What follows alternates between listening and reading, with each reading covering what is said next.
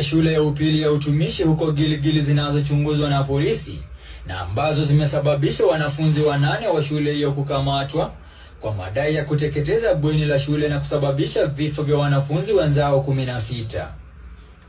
Picha hizo zinaonyesha wanafunzi 5 wakitembea kwenye bweni hilo la Melin Waithera mwendo wa saa 6:10 usiku. Wakati huu wenzao walikuwa wamelala wasijue kilichokuwa kikiendelea.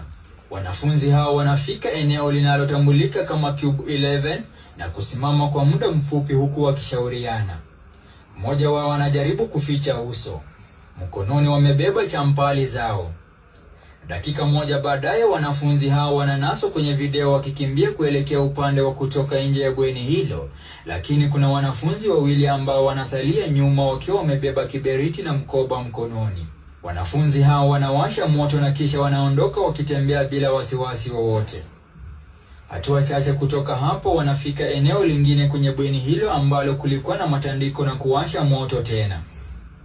Baada ya kuhakikisha moto huo umeshika, washukiwa wanatembea na kutoka kwenye bweni hilo huku wakiwacha moto ukiendelea kusambaa huku wenzao wakiwa wamelala.